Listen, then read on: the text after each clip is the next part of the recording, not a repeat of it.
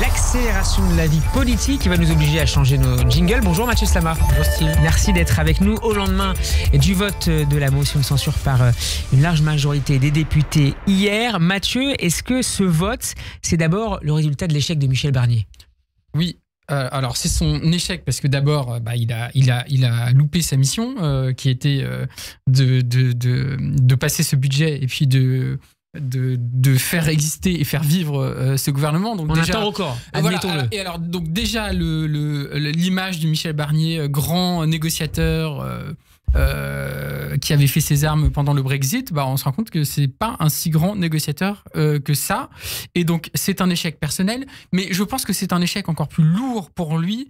Parce qu'au fond, et je mesure mes mots, mais je pense vraiment que Michel Barnier a fait honte à la République. Honte à la République. Oui, fort, Mathieu. Oui, en négociant avec le Rassemblement national, en assumant de négocier dans les moindres détails avec le Rassemblement national pour essayer de sauver sa peau, quitte à sacrifier des principes essentiels. Je pense par exemple à l'aide médicale d'État, qu'il était prêt à énormément raboter, donc mettre en danger. Ça veut dire concrètement des êtres humains. Mais pas suffisamment pour le Rassemblement national. Pas suffisamment pour le Rassemblement national, parce que. Mais ce que je veux dire par là, c'est qu'il était prêt donc à sacrifier des principes républicains essentiels pour faire plaisir à Marine Le Pen. Et pourquoi ça n'est pas assez pour le Rassemblement national ? Parce qu'à partir du moment où on se met sous la coupe de l'extrême droite, où on se met en situation où on subit les injonctions, les chantages permanents de Marine Le Pen du Rassemblement national, on se met évidemment en danger de la laisser potentiellement vous dire non, sachant que le choix de Marine Le Pen, on va y revenir, mais est un choix qui n'est pas du tout un choix de fond, où Marine Le Pen s'en fichait totalement de telle taxe ou tel truc, etc.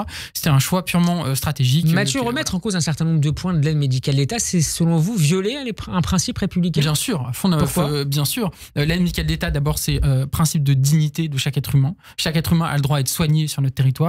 Deuxièmement, c'est un principe de solidarité qui est quand même inscrit dans notre pacte républicain. Et puis surtout, sans limite d'application. Sans limite, l'aide médicale d'État est déjà très très limitée. Et moi d'ailleurs, s'il y avait une chose à faire, c'est la rendre encore plus généreuse. Mais passons. Mais elle est déjà très très limitée. Il y a beaucoup de fake news autour de l'aide médicale d'État, comme quoi on pourrait se refaire les oreilles, je sais pas quoi, n'importe quoi.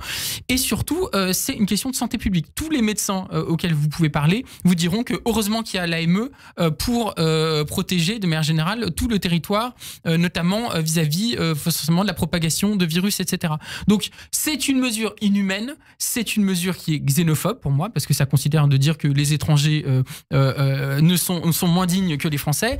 Et c'est ça qui est grave, c'est qu'au fond, toute cette séquence nous révèle que le gouvernement, d'une part, est prêt en tout cas le bloc central et de droite est prêt à sacrifier des principes essentiels, et surtout considère que le Rassemblement national est un partenaire possible, politique, beaucoup plus que la gauche d'ailleurs. Et ça sera mon dernier point. Vous jugerez le partenaire, le prochain Premier ministre en fonction de sa relation, de son rapport et son ouverture à certaines exigences du Rassemblement national ?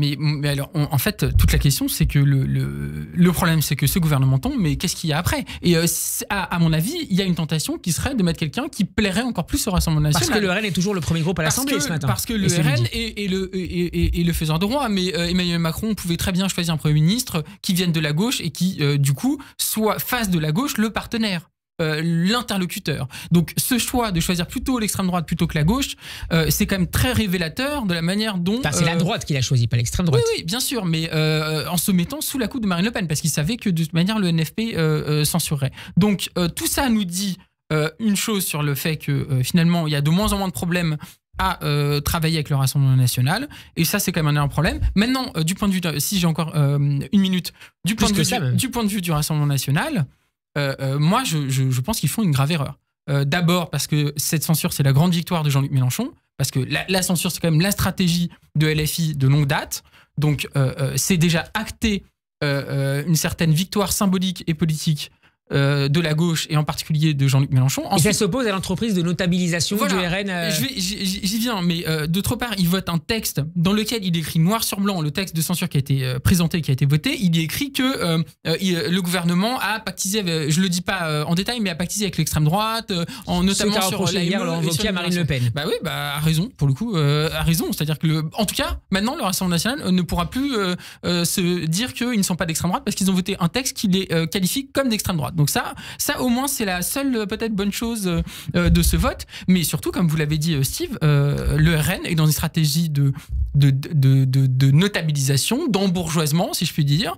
Ils veulent toucher les CSP+, ils veulent toucher des personnes qui ont voté Emmanuel Macron il n'y a pas si longtemps, ou qui votent à droite. Alors pourquoi ce choix hier qui va contre les intérêts plus conservateurs c'est une vraie question.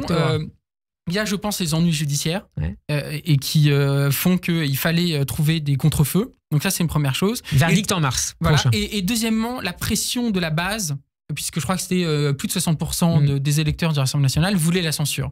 Donc, en fait, la pression de leur base électorale, notamment composée de classes populaires, du monde ouvrier, etc., était, à mon avis, trop forte pour eux. Et je pense qu'ils ont fait un calcul en se disant qu'est-ce qu'on a à perdre en fonction d'un choix ou d'un autre. Et ils se sont dit qu'ils avaient moins à perdre en faisant ça. Mais je pense en se projetant sur la prochaine dissolution à l'été. Et je pense qu'ils misent aussi potentiellement sur le fait qu'aucun gouvernement ne va tenir et qu'à force de censure, Emmanuel Macron sera forcé de démissionner. Mais ça n'est absolument pas sûr parce qu'Emmanuel Macron a dit qu'il ne démissionnerait pas.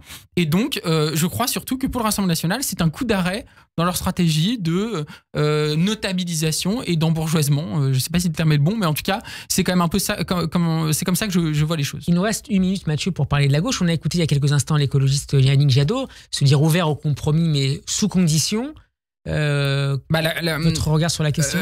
Moi, ça me plaît pas, mais la gauche n'a pas le choix. Il n'y a pas de majorité absolue. Donc la gauche, si elle veut pouvoir gouverner, elle sera obligée de faire des compromis.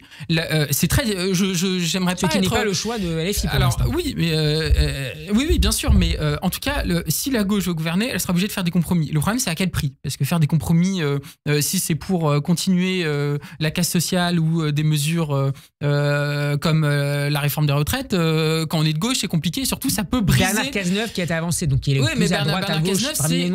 Bernard Cazeneuve veut supprimer cette réforme des retraites de 2023. Oui, mais Bernard Cazeneuve, c'est le mandat de François Hollande qui a énormément déçu la gauche, qui a mené des politiques comme la loi travail, le CICE et même d'autres mesures liberticides. Donc Bernard Cazeneuve n'est absolument pas suivi à gauche. Donc je pense pas que ce serait un choix tenable à long terme. Mais d'une phrase. Ce qui me choque en ce moment, c'est le discours sur les deux extrêmes. Comme si on pouvait mettre dos à dos l'extrême droite et LFI. Dieu sait que je suis critique contre LFI sur ce micro notamment, mais on ne peut jamais comparer la gauche radicale avec l'extrême droite. Et ce discours-là s'est banalisé jusqu'à que certains disent que finalement l'extrême droite était plus respectable que la gauche radicale. Et ça, c'est un discours que je ne peux pas entendre. Merci beaucoup Mathieu Slamat d'avoir été avec nous. Bon après-midi. Merci.